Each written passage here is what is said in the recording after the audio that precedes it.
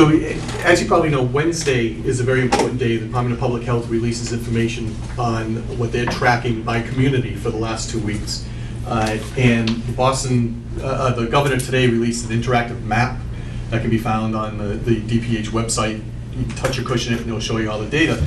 So last Wednesday it was reported that in the last 14 days, 242 tests of residents from Acushnet was taken, and 3 had come back positive. That's an extremely good number. We seem to be doing something right. The community, that is, and more importantly, the residents. And the color coding goes from white to green to yellow to red. You don't want to be red, you want to be white, and that's where we are now. But just to tell you how fluid this is, been working extremely closely with Mr. Correa from the Board of Health. We have 3, we've been notified by the state this week, and it's only Tuesday, of 3 additional cases. So, you know, it's still very much an issue. It's still here in town. We're getting these notifications slowly, but for the previous 2 weeks, 3, and it looks as if that number will be met, if not exceeded, in the upcoming report.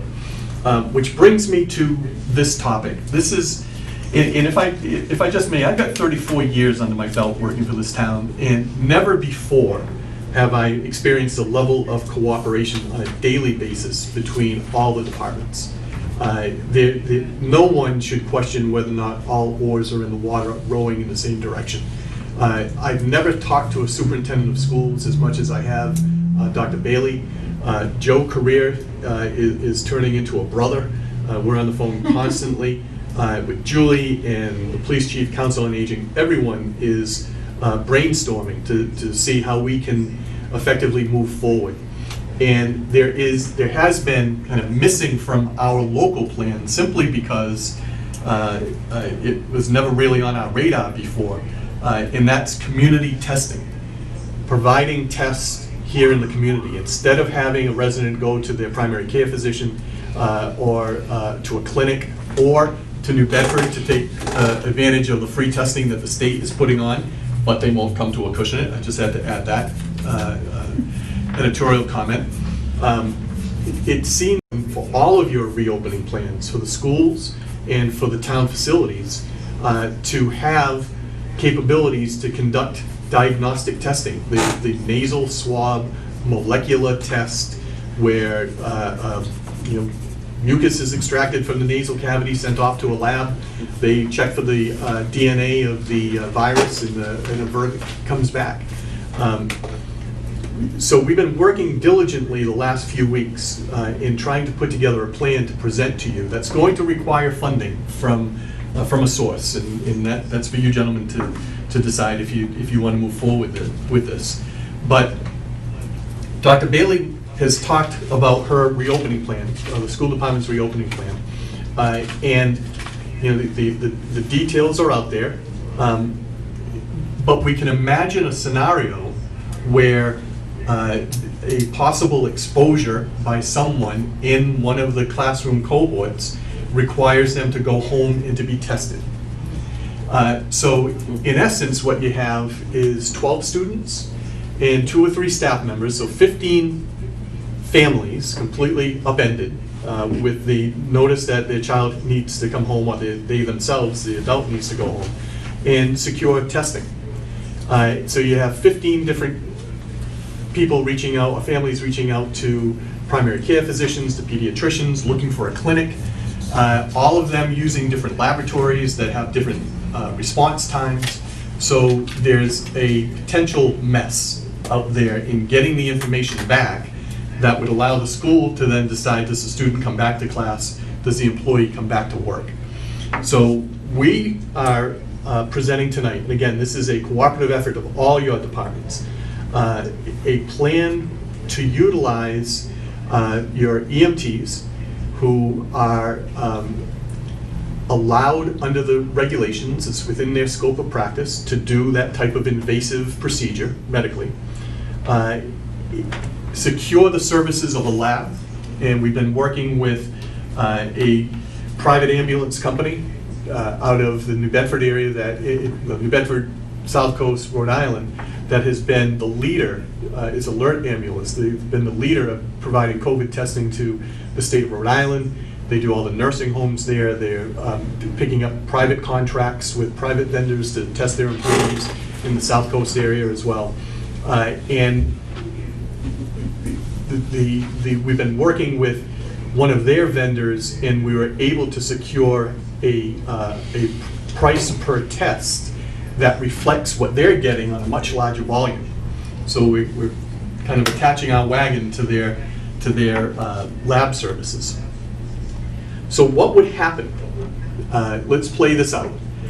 In the school or here in town hall, if an employee or if a resident came in and was later found to be positive, you will have upheaval.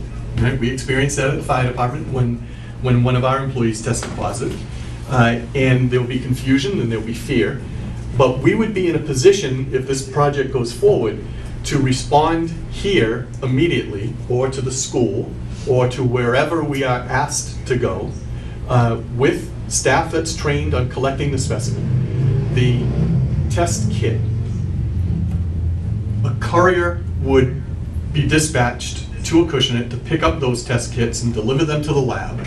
And within 24 to 36 hours, the results are sent to a web-based portal where the individual is receiving the results, where medical control, and that's an aspect to this plan. We can't just do this willy-nilly. We have to be working under the guidance of a physician, and we've lined that up. If you gentlemen are agreeable to this, we already have a physician who's our EMS medical director willing to extend himself and take this project on. Because he knows of our collective interest in public health here in town. So the results are made available. In the event that the test result is positive, the doctor then reaches out to the individual to guide them. And most importantly, from a public health perspective, the notification of those 3 positive cases that we've received over the last 2 days, those test results were probably shared with the state last week. There's a delay. Joe will talk to you about Maven, which is their database where all the results go in and they get collated, and eventually the positive cases are sent down to local boards of health, but there's a delay in that. Under this plan, the Board of Health would be notified as soon as the individual is notified that they've tested positive, so that the nurses could then start the contact tracing immediately and not lose those 3, 4, maybe 5 days. And you're controlling the spread of the virus that way. So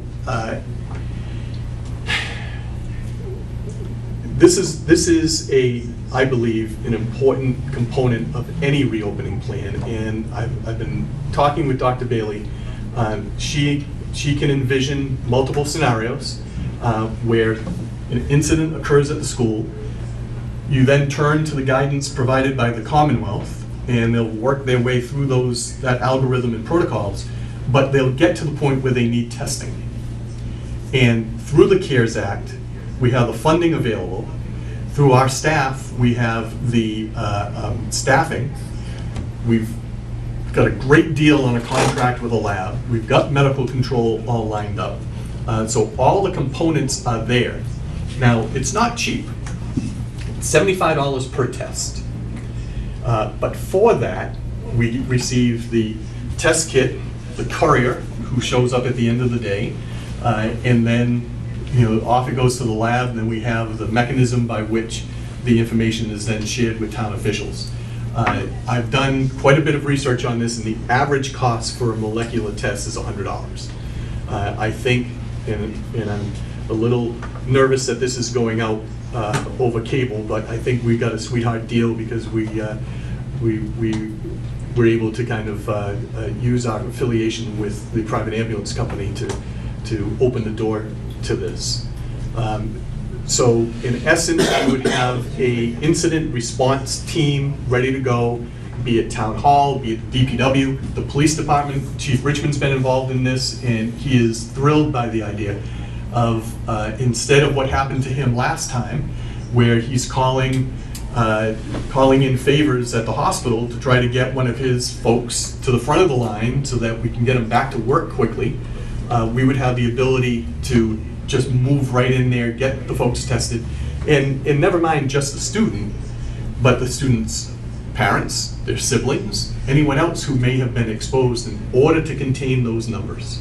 So this is not in your, I don't believe this is in their briefing book. It's something that we've literally been working on right up till 3:30 today to put it together. So what I'm asking is consideration. If you give us the green light, I'm confident that we can make this work. We've been in touch with officials at the Fairhaven Fire Department willing to back us up in the event that we have the need for more trained medics to come in to do the testing based on what the incident is, or however this plays out. We would do the same with them, provide mutual aid, if you will, for COVID testing. So I think we've checked all the boxes to be able to come to you today and say that in our collective opinion, this is a solid plan.